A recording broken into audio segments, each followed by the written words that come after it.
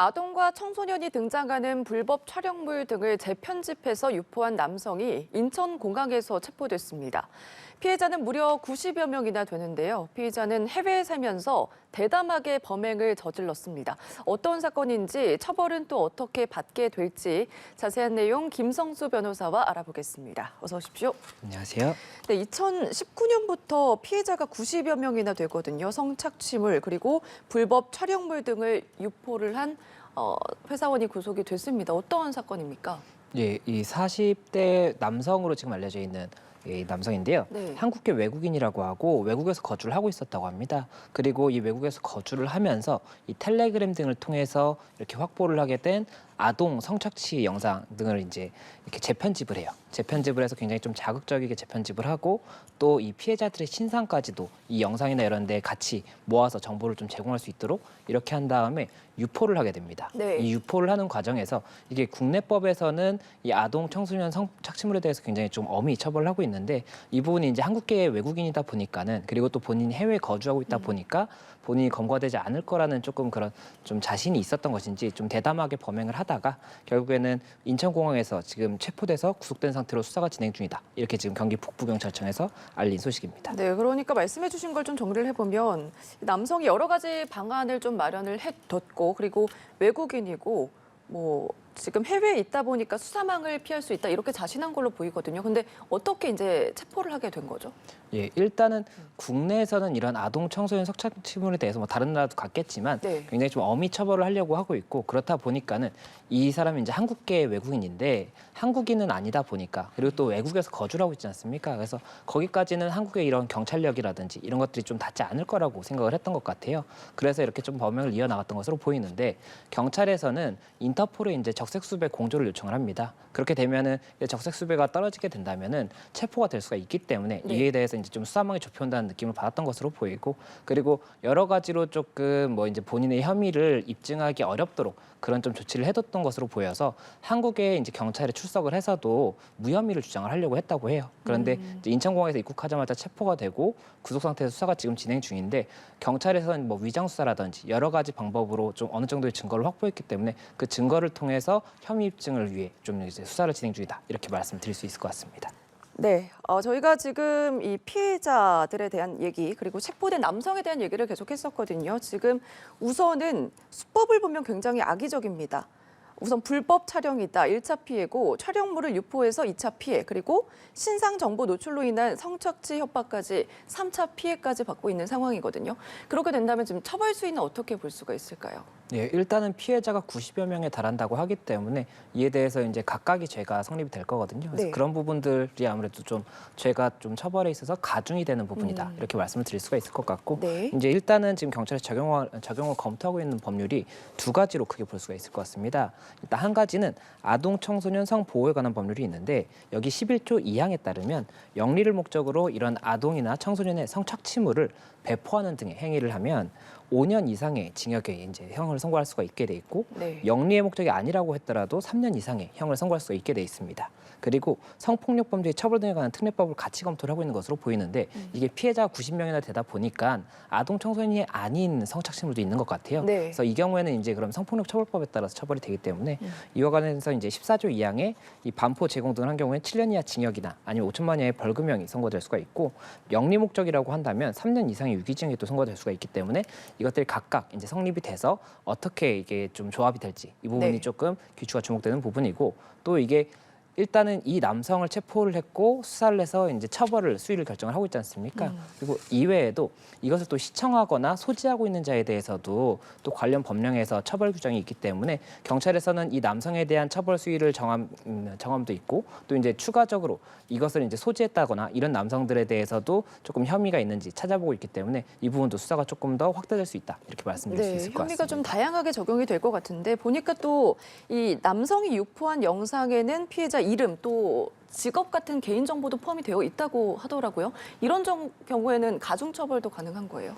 예, 이 부분으로 인해서 지금 2차 피해가 발생했다라는 이야기도 있기 때문에 네. 당연히 법원에서는 이 부분 관련해서 이제 처벌이 이루어진다고 한다면 피해자에게 더 많은 좀 피해를 준 거지 않습니까? 당연히 더 가중해서 처벌이 될 수가 있는 부분이고 이에 대해서도 어느 정도까지 이제 좀 입증이 되느냐 이것이 좀 관건이 되지 않을까 생각이 듭니다. 네, 알겠습니다. 다음 사건 한번 짚어보겠습니다. 어느 날 갑자기 딸이 울면서 전화를 걸어서 창고에 끌려왔다 이렇게 이야기를 합니다. 굉장히 다급한데 우선은 알고 보니까 보이스피싱이었고요. 당시 실제 상황을 먼저 들어보고 계속 이어가겠습니다.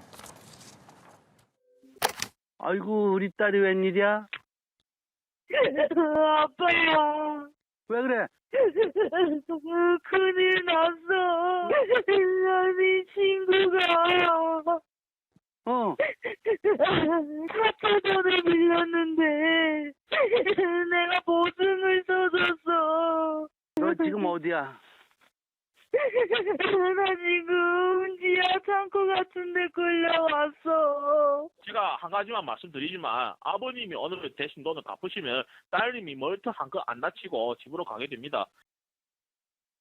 네, 지금 실제 상황 함께 듣고 오셨거든요. 굉장히 다급하고 제가 듣기에도 굉장히 아빠로서 당황할 것 같거든요. 근데 막상 이런 전화를 받으면은 놀라고 또 경황이 없지 않습니까? 어떻게 보셨어요? 예, 이게 제가 만약에 가족의 저런 전화를 받는다고 해도 굉장히 좀 당황을 할 것 같은데 네. 이게 지금 실제로 있었던 사건입니다. 네. 실제로 있었던 사건이고 다행히 이제 이 남성분 같은 경우에는 좀 피해가 발생하기 전에 조금 차단이 됐던 것으로 알려져 있는데 당연히 판단력이 흐려질 수밖에 없고 그리고 이게 굉장히 또 당황스러울 수밖에 없었던 게 이 보이스피싱 같은 경우에 전화번호가 이제 걸려오는 전화번호가 뭐 생소한 전화번호면 조금이라도 의심을 할 수가 네. 있는데 이게 지금 따님의 전화번호로 왔던 거거든요. 그렇다 보니까는 아버님 입장에서는 따님의 전화번호니까 우리 딸이라고 굉장히 반갑게 네. 받지 않습니까? 당연히 딸일 것이라고 생각을 했고 또 우는 목소리이기 때문에 이게 본인의 딸의 목소리인지 분간이 안 되는 겁니다. 그래서 판단력이 흐려져서 이렇게 조금 보이스피싱을 당할 수밖에 없는 그런 상황에 좀 이르렀다고 볼 수가 있었기 때문에 네. 굉장히 조금 위험했던 상황이 아닌가 말씀드릴 수 있을 네, 것 같습니다. 그나마 좀 다행인 건 아내가 경찰에 신고를 했고 또 경찰이 발빠른 대처로 그 피해를 막긴 했다면서요. 예, 이게 굉장히 좀 다행인 게 이 아버지께서 이제 편의점에 가서 이 저쪽에서 요구하는 현금을 3,400만 원을 찾았어요. 네. 근데 그 와중에 이제 이 아버님의 부인, 그러니까 어머님께서 이게 조금 이상하다고 생각해서 경찰에 신고를 한 겁니다. 그리고 경찰이 출동을 했는데 경찰이 출동해서 이게 좀 보이스피싱 같다 이렇게 말씀을 드리는데도 아버님 입장에서는 혹시라도 보이스피싱이 아니어서 따님이 다치면 큰일 나지 않습니까? 네. 그렇다 보니까는 그 부분 관련해서 경찰이 계속 이야기를 하는데도 송금하려고 은행까지 갔다고 해요. 근데 은행까지 가는 과정에서 경찰분들이 이제 따님이랑 계속해서 이제 좀 연락을 취해서 연락이 다행히 닿은 겁니다. 그래서 연락이 닿았는데 따님이 아니 그런 일이 없다라고 이야기하니까 그제서야 이제 아버지께서 이게 보이스피싱이었구나라고 해서 송금을 하지 않아서 좀 다행이었던 사건이지만 이와 관련해서 또 유사하게 좀 피해를 입는 경우도 많기 때문에 네. 이에 대해서 한 번 더 좀 조심해야 될 필요성이 있다 이렇게 좀 알려주는 계기가 된 사건이 아닌가 생각이 네, 됩니다. 이번 사건은 다행히도 피해는 없긴 했지만 보이스피싱 계속 증가하고 있고 수법도 점점 더 교묘해지는 것 같습니다. 초기에는 이제 검찰 같은 정보기관을 사칭하는 경우가 많았는데 지금은 이제 보신 것처럼 가족을 사칭하는 경우도 굉장히 많아지잖아요. 지금 피해 현황은 어떻습니까? 예, 조사 결과가 있는데 조사 결과에 따르면 2017년에는 이제 이 보이스피싱 관련해서 2,470억 정도가 피해 규모로 일단 파악이 됐던 것으로 보이고 네. 당시에 검거된 인원이 이제 25,000명 정도 됐던 걸로 알려져 있습니다. 그리고 21년에 굉장히 이제 좀 많이 처벌을 하려고 하고 방지를 하려고 많은 노력을 했음에도 불구하고 피해액은 더 올라가서 7,744억에 이르렀고 검거 인원도 그렇게 줄지가 않은 26,000명입니다.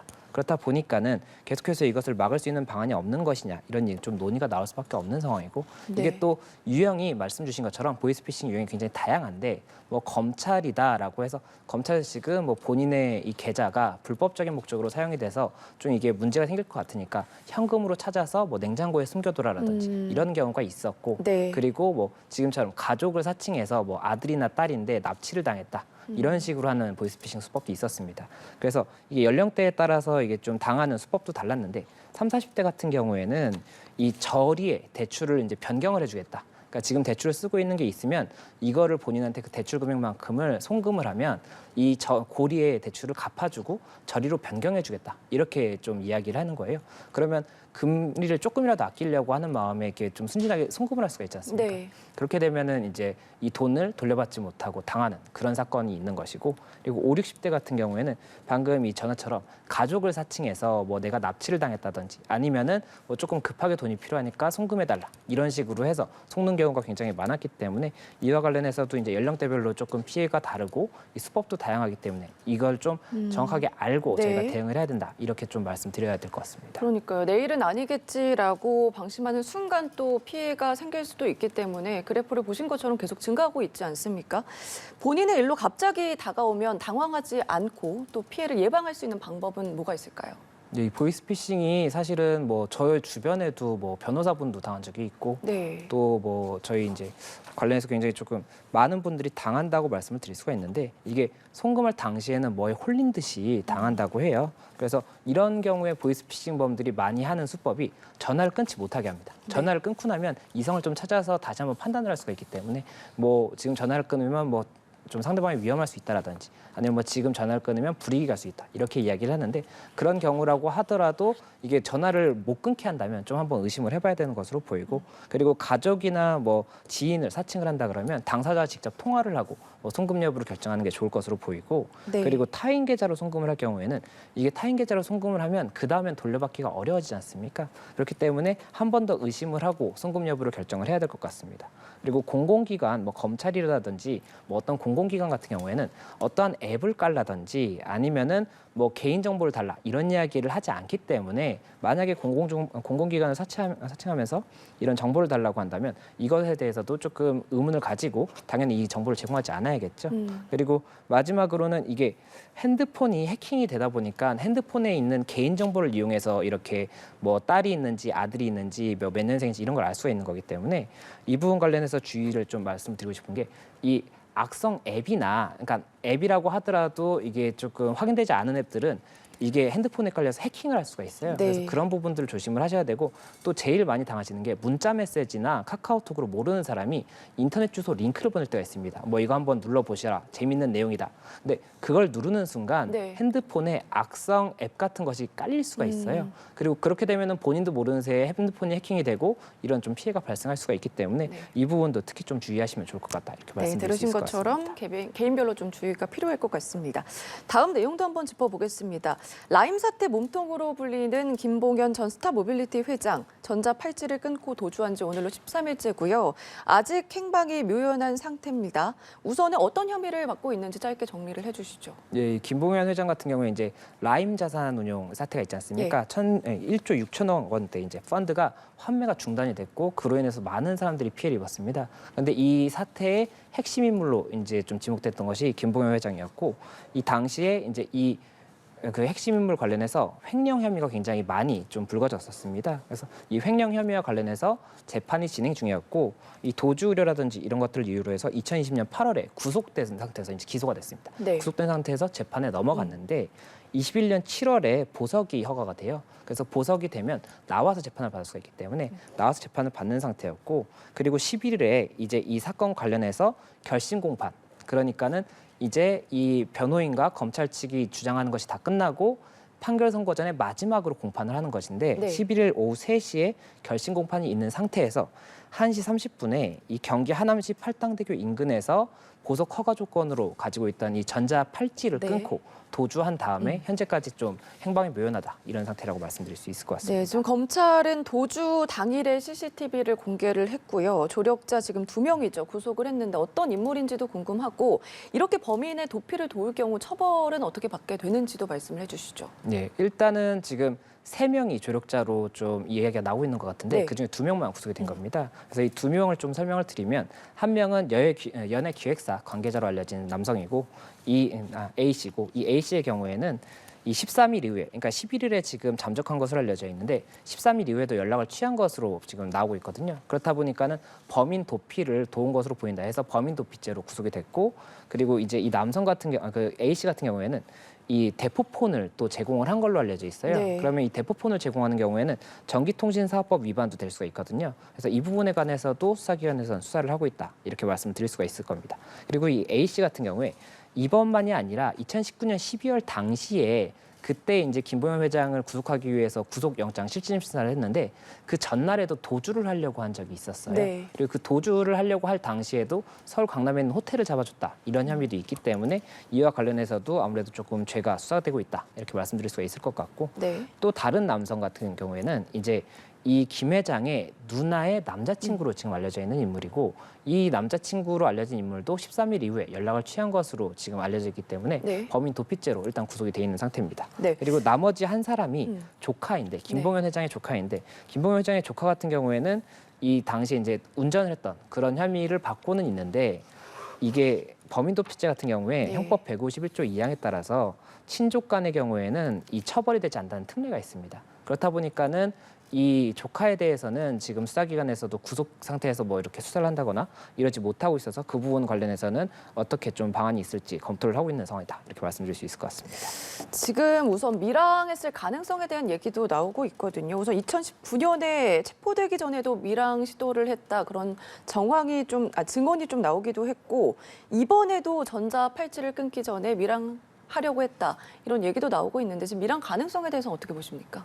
네, 아무래도 국내에 있으면은 체포가 언젠가는 될 가능성이 높기 때문에 네. 밀항을 시도할 가능성이 높을 것으로 보이고 그리고 지금 관계자들이 밀항을 예전에도 시도했었다 이런 얘기가 나오고 있지 않습니까? 네. 그렇다 보니까 수사기관에서는 밀항을 하는 것은 아닐지에 대한 조금 우려를 하고 있고 이와 관련해서 이제 밀항을 하려면 결국 배를 타고 넘어간다든지 이렇게 해야 되기 때문에 이 배에 대해서 조금 수상한 사람이 있는지 이런 부분 수사를 조금 더 강화하겠다 이렇게 지금 이야기를 하고 있는 상태입니다. 네. 그래서 현재까지는 아직 밀항을 했다는 것으로 보이는 정황이 밝혀진 게 없어서 국내에 있을 가능성도 있기 때문에 여러 가지 가능성을 두고 이 뭐 관계자들 지금 구속돼 있는 두 사람 있지 않습니까? 이 두 사람에 대해서도 뭐 추가적인 뭐 정보를 들은 것이 있는지 이런 네. 부분을 수사를 하고 있다고 알려져 있고 그리고 대포폰이나 이런 것도 사용 내역에 따라서는 어느 정도 국내에 있는 경우에는 체포가 가능할 수도 있기 때문에 여러 가지 조금 가능성을 두고 수사를 진행하고 있다 이렇게 말씀드릴 수 있을 것 같습니다.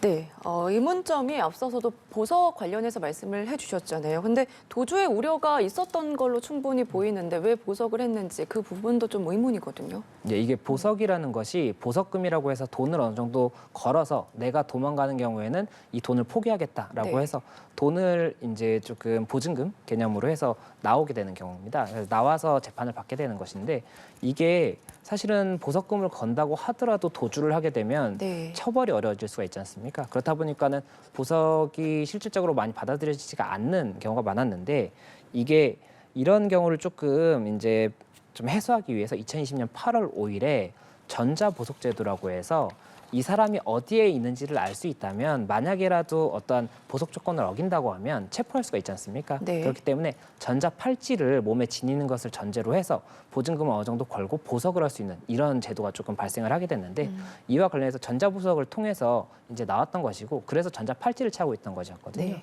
근데 지금 전자 발찌의 경우도 그렇고 이번 전자 팔찌의 경우도 그렇고 이게 인위적으로 끊는 것이 가능하기 때문에 결국에는 이 부분 관련해서 이 보석 허가를 한 것 자체가 조금은 좀 너무 좀 쉽게 판단한 것이 아니냐 이런 이야기가 좀 나올 수밖에 없는 상황입니다. 우선 지금 도피 조력자 2명이 구속된 상태이기 때문에 앞으로의 수사 방향이 어떻게 풀릴지 좀 궁금하거든요. 이 부분도 말씀해 주시죠. 네, 일단 수사기관에서는 이 당사자의 신변을 확보를 해야 되기 때문에 네. 밀항을 했는지 여부부터 확인을 해야 될 겁니다. 밀항을 했다라고 한다면 해외 어디 있는지를 파악을 해야 될 것이고 아직 국내에 있다고 한다면 서둘러서 체포를 해야 되겠죠. 그렇기 때문에 관련 CCTV라든지 뭐 여러 가지 증거들을 통해서 지금 최대한 신변을 확보하려고 하고 있을 것이고 네. 그리고 말씀 주셨던 것처럼 구속돼 있는 두 사람의 경우에 이 두 사람에게 어떠한 정보를 줬을 수도 있고 아니면 이 두 사람들이 어떤 쪽으로 가면 뭐 도움이 된다 이렇게 정보를 줬을 수도 있거든요. 네. 그래서 그런 부분들에 대해서도 추가적으로 수사를 하고 있기 때문에 이와 관련해서 어떠한 선거가 있을지는 조금 귀추가 주목되는 상황이다 이렇게 말씀드릴 수 있을 것 같습니다. 네, 알겠습니다. 오늘 여기까지 들어보겠습니다. 지금까지 김성수 변호사와 함께했습니다. 고맙습니다. 고맙습니다.